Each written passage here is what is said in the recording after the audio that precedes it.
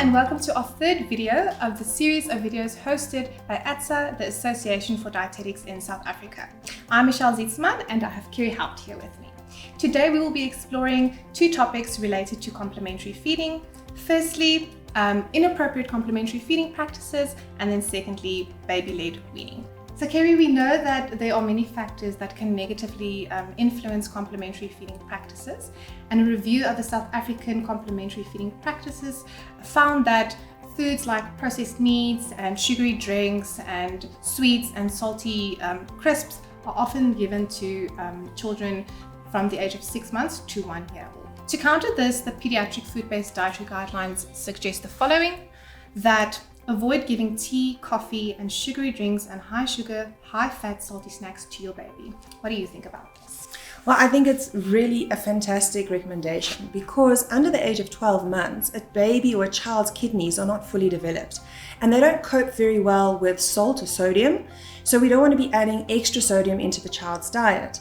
So normal foods do have sodium in and it's enough for us and it's the correct amount. So by adding extra sodium, extra processed foods into our child's diet, it can actually put the kidneys under pressure. So another problem with high processed foods is that they contain a lot of sugar or a lot of fat. And we know that both of these are unhealthy for children. Why are they unhealthy is because high fat and high sugar can actually cause obesity or overweight in children and also later on in adulthood as well. Another thing is that we don't really want children to develop a taste for salt or sugary foods because it'll affect their diets and how they eat later on in life. So we recommend giving things like herbs and spices to rather get the food tasting better than just salt and sugar. So the impact of good nutrition is just so far-reaching. So what is harmful about tea and juices?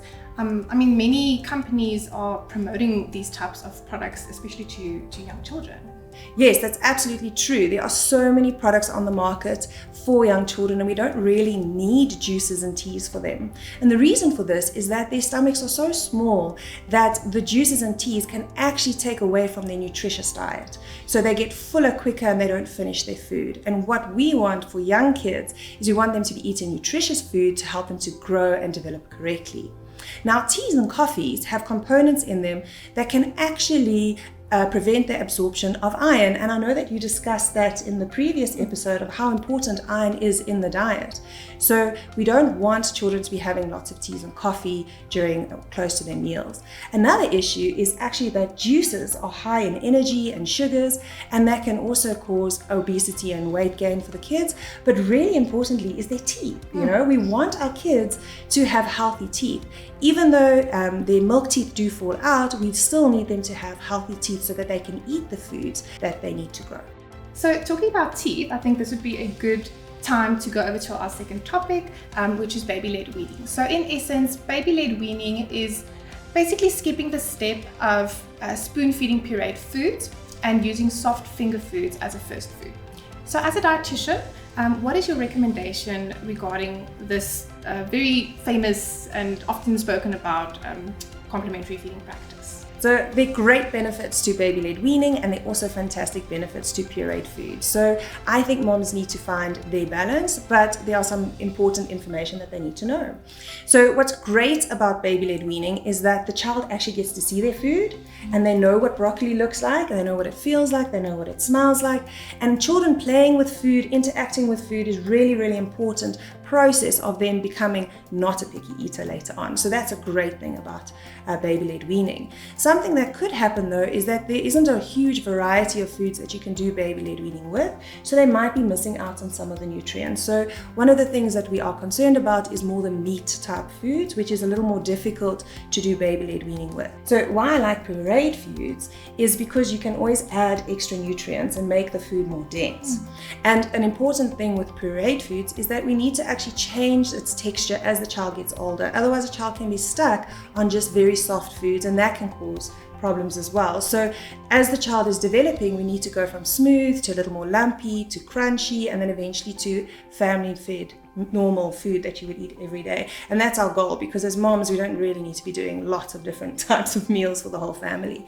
So yeah, there's definitely benefits and cons with both of them, but if you do your research and you learn about it, you can get quite a nice balance. Thank you so much, Kiri. So if you missed the second video of this series, we spoke about dietary diversity as discussed in the South African Pediatric Food-Based Dietary Guidelines. And if you want to look at the full guidelines, please follow the link in the description box below.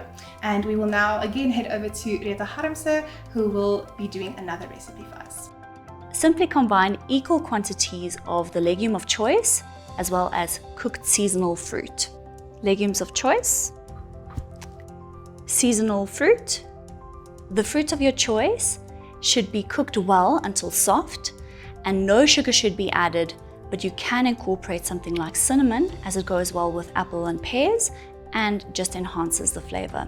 Use the cooking water from the fruit to achieve the desired consistency. A fancy blender isn't necessary. A normal smoothie blender works well as mashing with a fork. In summer, nectarines and plums are especially tasty for this recipe, and they do not have to be peeled. Remember that offering a variety of different foods for nutrient and taste experience is especially important in the first 1,000 days of a baby's life. And that is recipe 3.